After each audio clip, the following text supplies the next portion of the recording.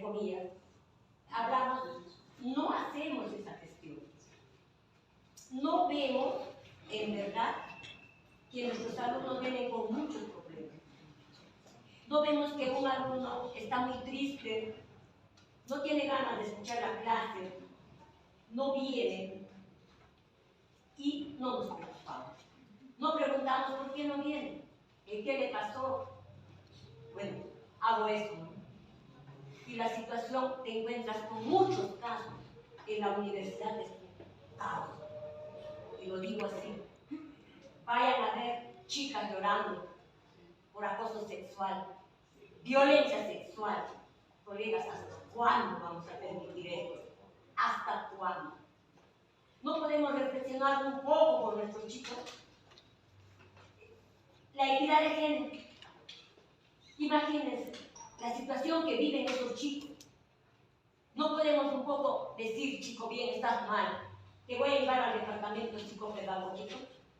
Hace 3 años que se ha hecho este departamento y está muy importante porque nos pasan la relación incluso de los alumnos que tienen riesgos, ¿no?, para poder culminar sus estudios, con 3 cursos que se han desaprobado, con 4 cursos que se han desaprobado. Nos hemos preocupado, no, es bien difícil. Y ahí sí lo digo de claro, soy una profesora, he resuelto muchos problemas en los chicos, que dan mucha pena. Acoso, violencia sexual en la universidad. Y vayan a ver, esas chicas están marcadas para toda su vida. Traumas y comportamientos post-traumas. Colegas, es la verdad, esta parte de la neurociencia es una parte que estamos viendo cómo podemos conectar la parte de los conocimientos, la parte afectiva, cómo manejar nuestra inteligencia emocional ante tantos problemas que vivimos. Hoy los males sociales han aumentado. Ya no solo hablamos de la comunidad en general, hablamos de una comunidad educativa en donde no debe ocurrir esto, no debe, porque estamos, entre comillas, pues, educación integral. Entonces, para mí esto, muy importante, siempre vivimos estas clases de reflexiones y ojalá que se haga eco en todos los docentes. Y creo que se va a hacer eco. Gracias, maestro, por compartirlo. Y yo creo que sí, estimados maestros, al menos quienes están participando, y aquí sé que están en muchas facultades, muchas escuelas, y pues lo que se comparte aquí, lo que nos compartió el maestro Jaime, aquí la maestra y la maestra presente, pues al menos ha creado un aspecto más humano al margen de este taller, de que sea netamente académico, porque esa es la idea, estimados maestros. No solamente que el conocimiento se quede pues, a nivel, como decíamos, cognitivo, ¿no? ¿En qué momento, como decía el maestro Jairo, el taller pasado, lo ponemos en práctica? ¿Para qué me va a servir lo que aprendo el día de hoy? Simplemente para decir, ok, bueno, yo estoy participando de un diplomado, estoy participando de un taller, pero ¿cómo lo pongo en práctica? Entonces se dan cuenta que a veces nos preguntamos, ¿no?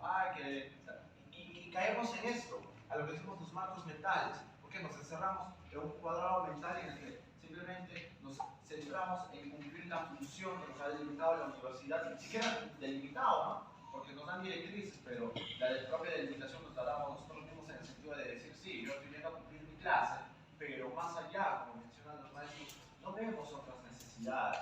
Entonces, por eso mismo me llevó a la siguiente premisa, es decir, ¿cómo cambiamos mi marco mental? Y gracias por darme esa apertura, porque quiero coger estos 2 puntos, porque es importante, ¿verdad, maestros, enfocarnos en estos 2, decir, seguir partes del cuerpo humano, pero ver estos procesos que implican e influyen en el aprendizaje no es fácil. Y quienes están haciendo esa labor, que les están dando el tiempo de decir, hey, estudiante, ¿qué te está pasando? ¿Por qué no estás durmiendo? ¿Por qué pensar en hacerlo con otras bajas? Y como dicen, cuenta con un departamento psicopedagógico con el cual pueden tener la mano, en verdad los felicito de todo corazón, en el sentido de que ustedes están haciendo un cambio no solamente educativo, sino un cambio humano. Entonces, ese panorama y cambiarlo. Decíamos, tienen que innovar. Hoy en día hay muchos zombies tecnológicos, ¿no? Estamos en la era de los zombies tecnológicos y decimos, ¿no? Así como ustedes innovan para su clase, pues nuevos materiales, innovan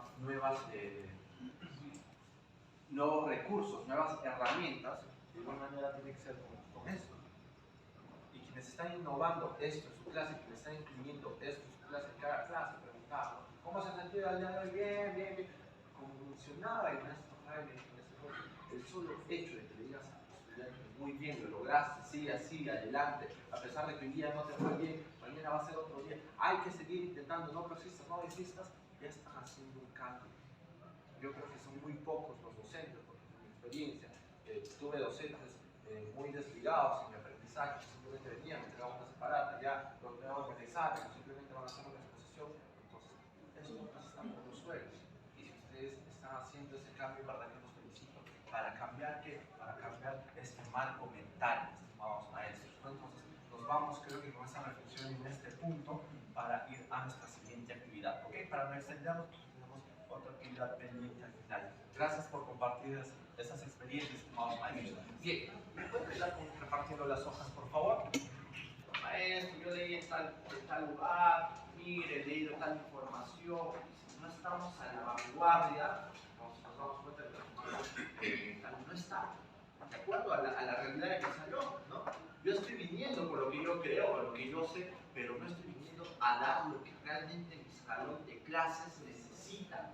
Entonces, por eso les digo, vamos a cambiar el marco mental. Entonces, en lo que va llegando, pues la separata, muy bueno, tiene sus inteligencias, pero lamentablemente volvió al penal, ¿no? Y sigue en el penal. O en este caso, Manco, ¿no? El jugador muy hábil, ya tiene su inteligencia, ¿ya? Pero todos los procesos, como lo estudia la psicología, no están integrados. Entonces, ¿cuál es el problema ahí de nosotros cuando no identificamos estos casos? Porque no solamente es identificar, porque nada hago yo contando el caso y diciéndole, no, te llevo a psicopedagogía. O sea, nuestra labor muchas veces tiene ciertos parámetros que no podemos entrar más. Ahora, en educación yo me imagino que es mucho más fácil la comunicación entre docente y maestro. En el caso yo soy de ciencias de la salud, básicamente odontología, donde para mí comprender, entender esto va más allá. Lo que hace el maestro Echevarría, ¿no? Al narrarnos esta historia, este cuento, esta reflexión, como lo quieran llamar, para nosotros dentro de salud es la exposición de un caso clínico o la exposición de casos clínicos, ¿no? Entonces es la forma de interiorizar en el alumno esta secreción de estos neurotransmisores, de la noradrenalina. La noradrenalina se libera cuando uno se excita ante el miedo, ante el temor, o se excita en una euforia, en una alegría. Mientras nosotros no causemos eso, no hay, ¿no? Entonces, muchas veces nosotros no los escuchamos. La mejor forma de escuchar, ahora que existe estas herramientas tecnológicas, es dejarlos a ellos que nos cuenten sus aspiraciones, a dónde más quieren llegar. Y hay chicos que son así, y como otros te cuentan, pues, una historia maravillosa de su vida, y uno ahí ve otras potencialidades también, ¿no? Que muchas veces no nos tomamos la molestia de hacer. Cuando usted hizo el ejemplo de España, disculpen que esté entreverando las cosas, no, sí. Con un colega estuvimos en el proceso de la pandemia en varias actividades. Él es de la Cayetano y me decía, ¿cómo van ustedes en su universidad con esto de las competencias, ahora la sociocognitiva? Al 100% obligados, ¿no? Estamos obligados a hacerlo. Él igual y me enseñó una didáctica en la Cayetano. Y casualmente hace poco él me llama y me dice, oye Alberto, ¿te acuerdas de las clases? Sí, le digo. No vale para nada. ¿Por qué? Le digo. Él llevó a su hija a España, logró ingresar a una universidad pública, a medicina, donde sí o sí se tiene que aprender de memoria parte de las asignaturas de la carrera.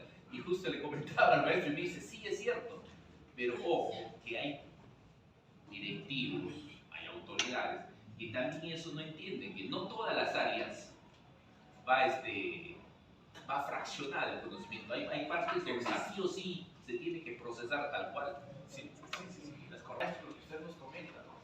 Si bien es cierto, el aprendizaje es relativo, estimados maestros, no todo lo que se da aquí es aplicable. Yo que aquí estamos en un pequeño microsistema, pero multicientífico, por así decirlo, que cada uno va a asumir lo que su ciencia, su carrera, su profesión digna, y es verdadero.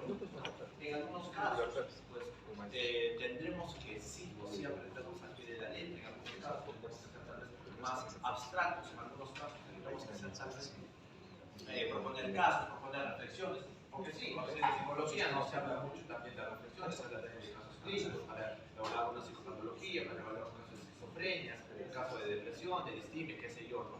Entonces, es muy correcto lo que nos comenta pues, el maestro. Entonces, viendo el tema que tocaron el martes, pues ya tenemos como que múltiples conceptos para que a cada uno de ustedes les sirva, ¿no? Tal vez en mi carrera sí me sirve más para hacer el inteligencia emocional, pero para mí ahora me sirve más, por ejemplo, las inteligencias múltiples. Para mí ahora me sirve más, voy a enfocar más tal vez los procesos afectivos, ¿no? Entonces, sí, son seguir directrices y eso es lo que vamos. El marco mental de ustedes tiene que estar sí o sí ligado y sincronizado a su salón, porque su salón, ustedes, ¿quién más que ustedes conocen la realidad de su salón, ¿no?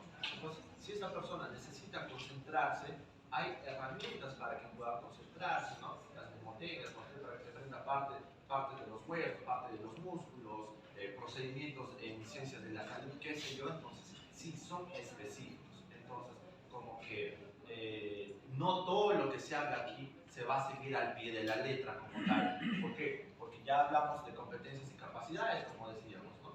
Algunos tienen más competencias, algunas carreras tienen ciertas competencias que otras no las van a tener. Entonces, sí, lo que ha dicho no es cierto, pero en toda la ciencia, ya sean sociales y las ciencias naturales, la ciencia científica, lo que nosotros tenemos que enseñar es la alfabetización científica, ¿no?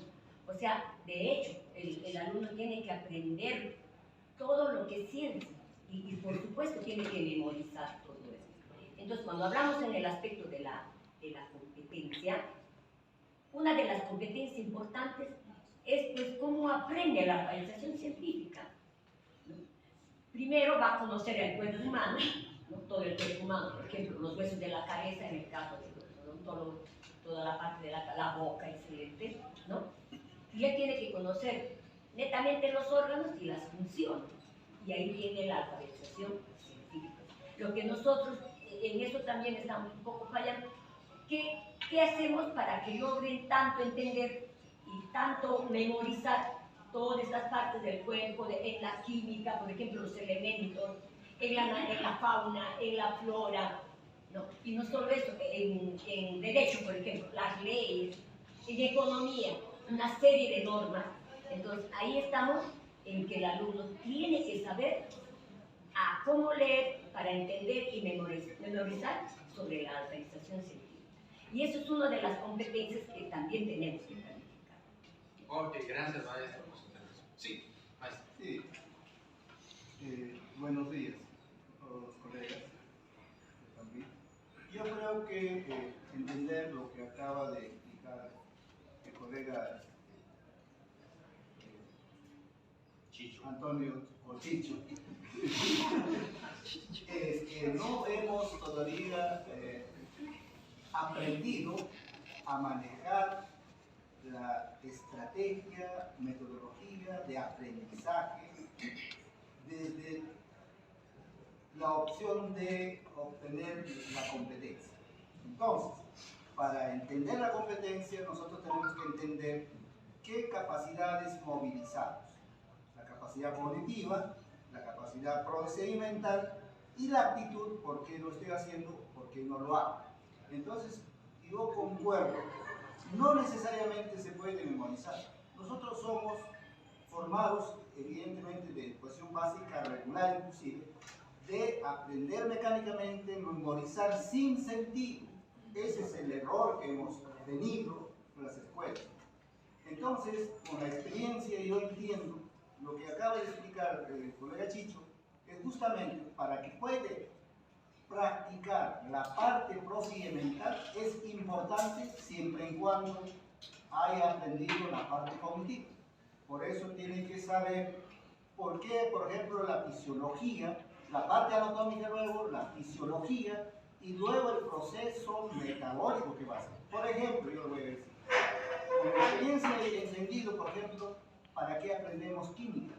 Lo que aprendíamos química no era solamente aprender elementos químicos, sino en estos instantes, por ejemplo, nosotros digerimos alimentos. ¿Y cómo es que los nutrientes que contienen los alimentos van a llegar a las células y luego lo va a generar su energía a nuestros tejidos? Sabiendo que nuestros tejidos están prácticamente diversificados, de igual manera las células. Por lo tanto, en el interior de cada una de las células tenemos un organelo, que es un laboratorio muy importante, que son las mitocondrias, que va a metabolizar los nutrientes nada más, no los alimentos. Entonces, ¿cómo es que llega, por ejemplo, los alimentos a esas células? Primero tienen que digerir. Alguien de nosotros conocemos, alguien nos dijo, ¿cómo se digieren los alimentos en el tracto digestivo para que pueda funcionar fisiológicamente? Entonces, ese aprendizaje, lo que tenemos que buscar es justamente los odontólogos, los médicos, los que manejamos ciencias naturales en química, en bioquímica, lógicamente ahí aprendemos molecularmente cómo es que actúa. Eso es muy bien. Eso es importante y sobre eso la actitud que toma el ser humano con respecto a los alimentos que nutrientes necesitamos. Eso yo puedo aportar de la tema. Alexander Escudero, él hace un recorrido, unas que viene desde cómo esta forma de educación en aula no llega a la humanidad y se hace norma, ¿no?, en los países. Y justamente estos conceptos anclan en el análisis que él hace, ¿no? Por ejemplo, en parte, desde que Napoleón Bonaparte, ¿no?, en la Edad Media, ya ponía de esta forma a su auditorio para que pueda ahí hacer los análisis. Y desde ahí no ha cambiado mucho. Pero justamente la socioformación es un enfoque que busca complementar, ¿no? Y el enfoque que podemos es claro en los tres elementos neuronales del proceso de aprendizaje, ¿no? La red cognitiva, la red de las funciones ejecutivas y la red emocional. Y yo veo que aquí están las dos redes, pero no está, por ejemplo, la red neuronal de las funciones ejecutivas. Y esto entonces amerita, por ejemplo, o contrasta con el concepto que tienen los docentes de qué cosa es un aula, ¿no? En el aula siempre ha primado lo cognitivo y de ahí los especialistas que son bien parametrados, ¿no?, en lo cognitivo, pero no se han desarrollado las emociones, pero también hay dificultades con respecto al hacer, ¿no? La transformación lo asocia con, y en realidad no es de la transformación, que lo han tomado de la UNESCO, el saber conocer, el saber hacer, está asociado a los conceptos cognitivos. Entonces, hago esta pequeña introducción para preguntarle cuál sería entonces en esas tres prácticas que usted mencionó, dónde estarían las funciones ejecutivas que justamente buscan en el estudiante, ¿no?, en el hacer. Perfecto. Si entendemos que esos son los psíquicos, ya entendemos, ¿no?, de que para saber hacer debe conocer el procedimiento. Yo cómo voy a dar una clase si no conozco qué es una clase. Entonces, si usted me pregunta en qué procedimiento, en qué proceso estará específicamente el hecho de ejecutar esos conocimientos que esta persona sabe, pues necesariamente digo, no está en uno en específico, porque ya dije que los tres se complementan, pero las últimas tendencias en inteligencia nos indican que los procesos conativos, que es la motivación, sí o sí repercute en el saber hacer, ¿no?, y a posterior de los procesos afectivos. Y imagínense que usted está pasando por un problema muy grave, ¿okay? Por un problema muy grave, por más de que usted ahorita sepa el concepto, pero si no está motivado, no está con sus procesos afectivos aperturados, por así decirlo, es muy posible que no ejecute esa acción. ¿Por qué? Porque en el sentido de que sustancias que deberían estar en el aprendizaje, la atención, como ya habíamos mencionado, la adrenalina y otras sustancias más, pues tienen que estar presentes a la hora de ejecutar una acción. Sí. Mire, yo desde un punto de vista, lo que trato de ver es, digamos, al docente, no digamos como una persona que tiene conocimiento, sino que va a aplicar, digamos, estrategias. Yo lo veo como una estrategia. Lo que se trata, por ejemplo, si lo relacionamos con el deporte, en general los directores técnicos de fútbol y lo veo como, digamos, cualidades, ¿no? Trato de interiorizar justamente todos esos procesos, de poder ver y evaluar y decir, por ejemplo, cómo es que realmente yo voy a llegar, digamos, a cada uno de ellos, cómo se va a desarrollar la clase. Pues en el fútbol hacemos eso, identificamos cualidades, habilidades y realmente hacemos un diagnóstico. Y decimos, ¿no? Tú vas a tomar esta posición y interiormente, por ejemplo, en el aula haríamos eso, ¿no? Poder conocer en realidad, por ejemplo, el alumno y según eso nosotros vamos a aplicar la estrategia que nosotros tengamos en cuenta. Si no, no se puede, ¿no? Porque estamos tratando con personas y cada uno, digamos, tiene un diferente procedimiento, digamos, establecido la persona. Eso yo lo veo desde un punto de vista, no un docente, sino una estrategia, ¿no? ¿Qué es lo que va a aplicar? Porque tiene que tener conocimiento, tiene que conocer todos sus procesos para que pueda identificar. Eso lo veo. Sí. Sí, solo para otro paisano, por ejemplo, de cuerpo comunicativo, ¿no? Desafía el concepto de aula, porque el aula está centrado